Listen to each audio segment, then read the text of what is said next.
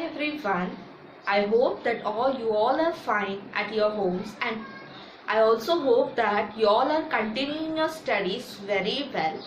So let's continue the first chapter. We have almost completed the important topics of this chapter. Now we will be moving towards the remaining steps. Okay, so we have completed, we were dealing with the sexual reproduction. In sexual reproduction of the higher plants, we have completed, that is development of the male gamete and the development of female gamete. Now the further steps, such as the first is the pollination and the next is the double fertilization or the fertilization process, that we will be seeing next. Okay, so in this lecture we are going to study about the pollination.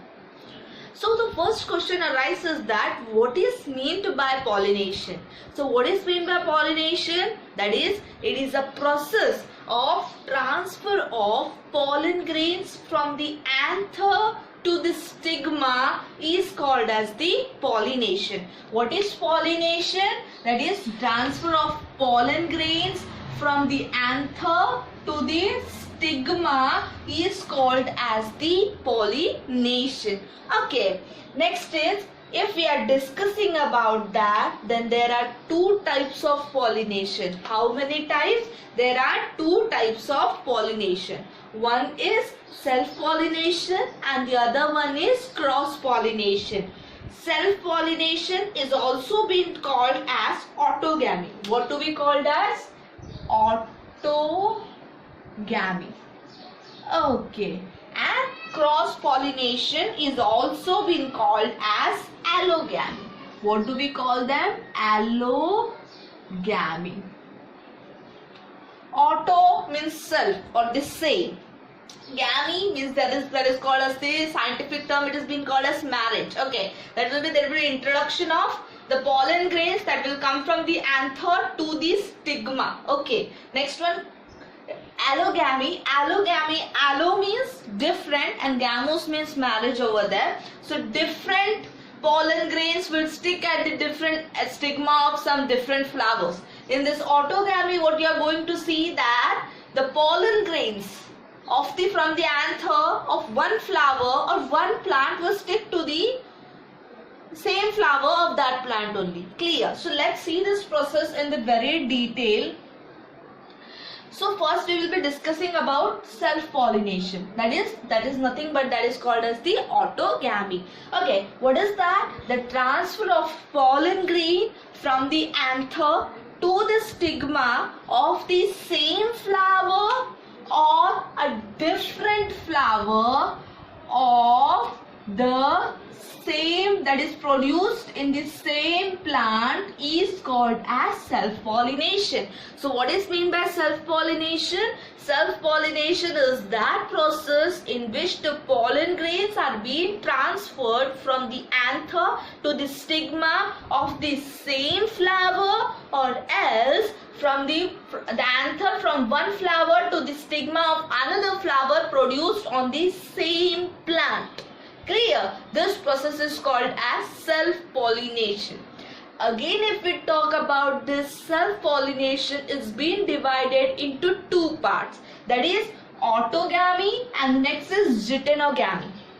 Okay, autogamy and geitonogamy. Autogamy means the pollen grains is being transferred from anther to the stigma of the same flower.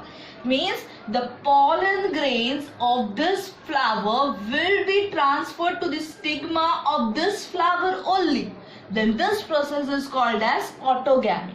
Okay, if the pollen grain is transferred from the anther to the stigma of the different flower on the same plant, then this process is called as geitonogamy. Clear? So if the pollen grains of this flower goes and sticks to the stigma of some another flower but of the same plant, then that is also been called as self-pollination, but that is called as geitonogamy. Okay, so this process is being seen in the plants like pea. Okay, and that geitonogamy that is being seen in cucurbids, or else you can call them as cucumbers. Okay, so this process, this self pollination is seen in this plant, and this self pollination is being seen in this plants. Okay, this type of plant. So what happens is self pollination is very a good method. In this, less number of pollen grains are being wasted. Listen, how many pollen grains will fertilize with this will stick in the stigma, there that many fertilization will take place, and that many seeds we will get into our hands. So in this method what happens is there are least wastage of the pollen grains, and the genetics, there is a genetic stability. Genetic stability means no exchange of genetic character is being done, that is a pure line we get over there. But the disadvantages of the self-pollination is that we don't get any improved varieties. Okay, that's we get the same variety repetitively, and see, one thing if you repeat again and again and again, the thing becomes weaker, and the genetic generation of this self-pollinated plants get weaker, means we get weaker, and they get easily susceptible to any diseases. Okay, they means any disease can attack them very easily. So therefore such pollinations are being unfavorable sometimes. So therefore cross pollinations are being preferred nowadays very well. So now we will be seeing about the cross pollination. So now we were talking about the cross pollination. So what is this cross pollination? Self pollination means that the pollen grains will be transferred from the anther to the stigma of the same flower or to the different flower of the same plant. Okay, but in cross pollination the story changes. What happens over here? The transfer of pollen grain from anther to the stigma of another flower produced on the different plant is called as cross pollination. What do we understand from this? That there will be transfer of pollen grains from the anther to the stigma of one flower to the another flower that will be produced on some different plants. For example, this is our plant A and this is our plant B. So the pollen grains from this plant will be transmitted to the flower of this plant. Means that pollen grain sticks over the stigma of this plant. So the pollen grains from the plant B sticks onto the pollen grains of the plant A. So this process, it is being called as the cross pollination. Okay, so in this, now I think you have understood what is meant by cross pollination. That is the transfer of pollen grains from anther to the stigma of another flower produced on different plant is called as cross pollination. Now, as self-pollination was divided into two parts, that is autogamy and geitonogamy, same cross-pollination is also divided into two parts, that is xenogamy and hybridization. Okay, xenogamy means the transfer of pollen grains from anther of a flower to the stigma of another flower but of the same species. This process, if it takes place, then that type of pollination is called as xenogamy. Okay, what is that? That is the transfer of pollen grain from the anther of one flower, that is anther of one, if we are taking, that is anther of one flower to the stigma of some another flower but of that same species. For example, let's consider this, both are papaya plants. Means the species is same.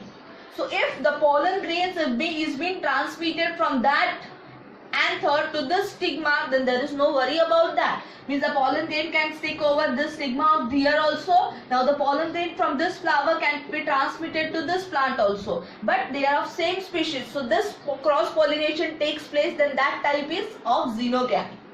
But the second type is hybridization. What is that? Hybridization.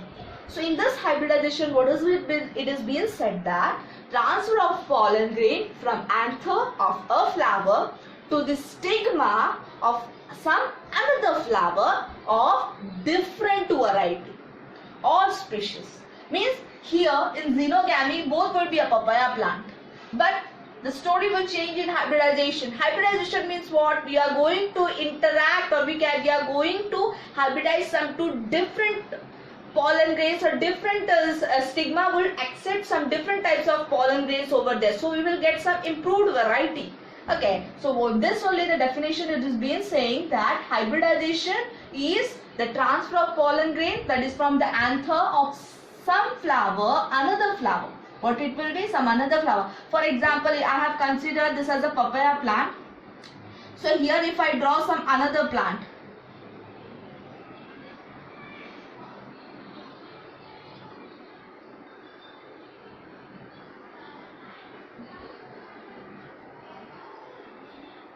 okay, so this is some another plant. So this type of hybridization it is being done in cotton plant. So let's consider it as a cotton only. It is of one variety or one species.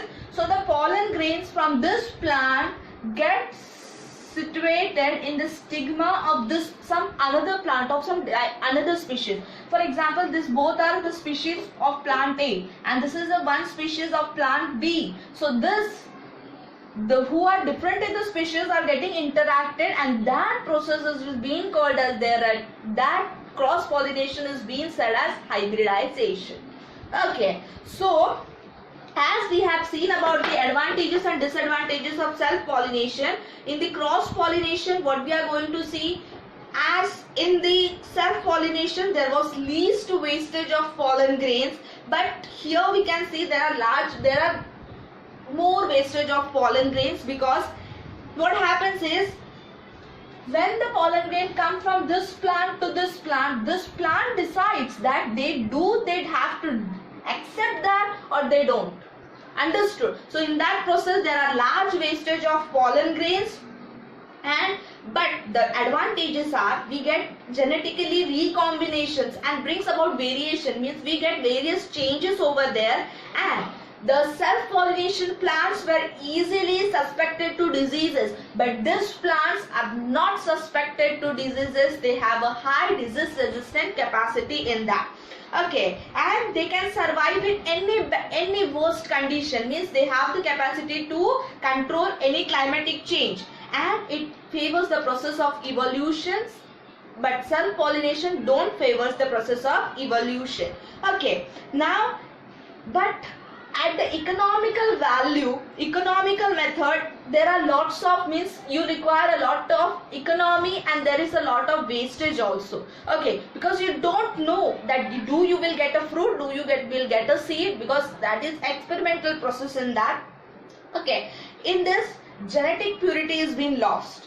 Genetic purity is not being obtained from this variety, and genetic recombination is being hampered, because to get something we have to keep the patience over there. So but one thing that improved quality of seeds when you get with the process of cross pollination. Clear? Now we will be seeing about the agencies of pollinations. Okay. 3. So now we will be discussing about the agencies of pollination. So in this we will be only discussing about the abiotic factors. Okay. So if we are discussing about the agencies of pollination, what happens in this pollination process? The non-motile pollen grains are required to transfer from the anther to the stigma of the flower by some external help. Okay.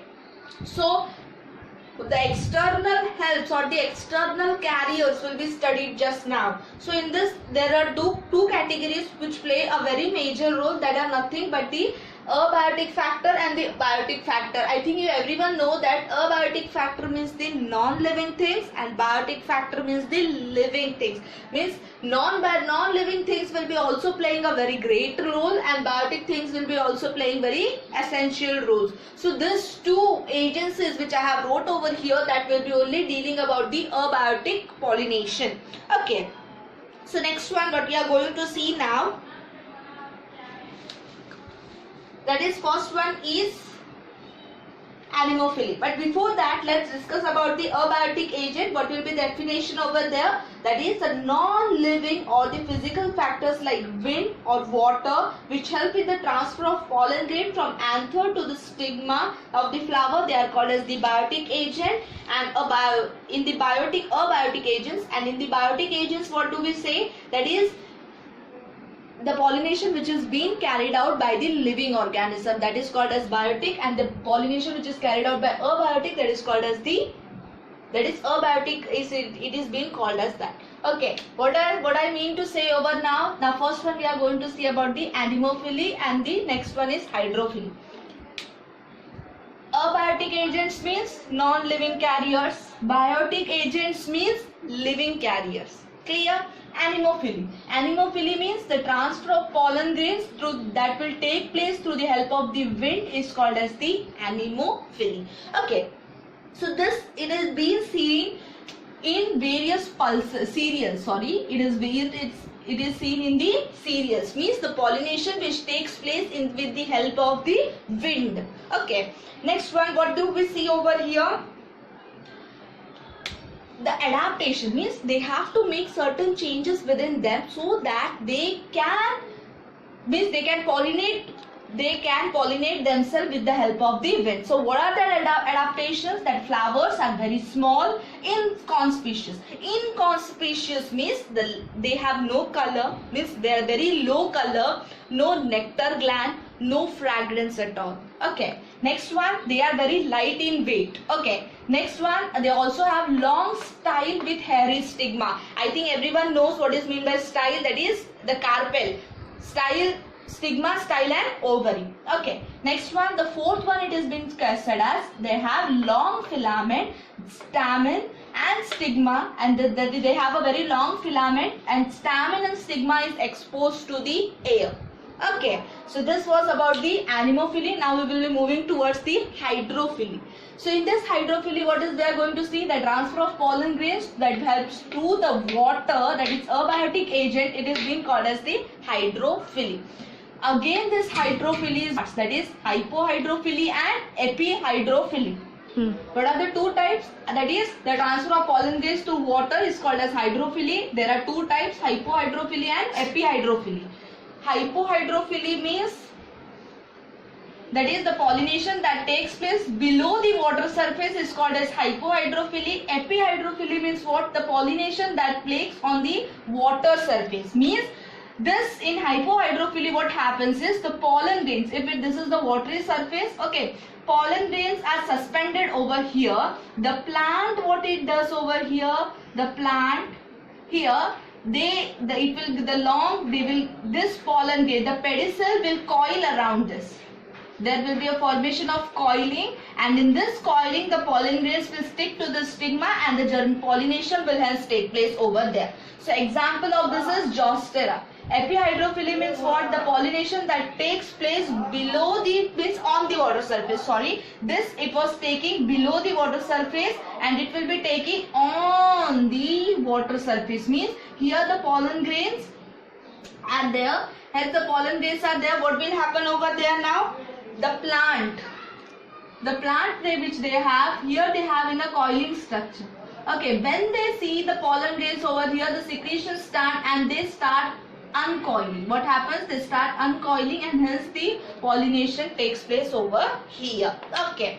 Now what are the adaptation they do in them? They are also very small flowers, inconspicuous. Inconspicuous means they don't have any smell, fragrance or nectar. The floral parts are unwettable. Unwettable means they don't get wet instead of being in the water because they have a covering of mucilage within them. Okay, stigma is long, stigma is very long and sticky. The specific gravity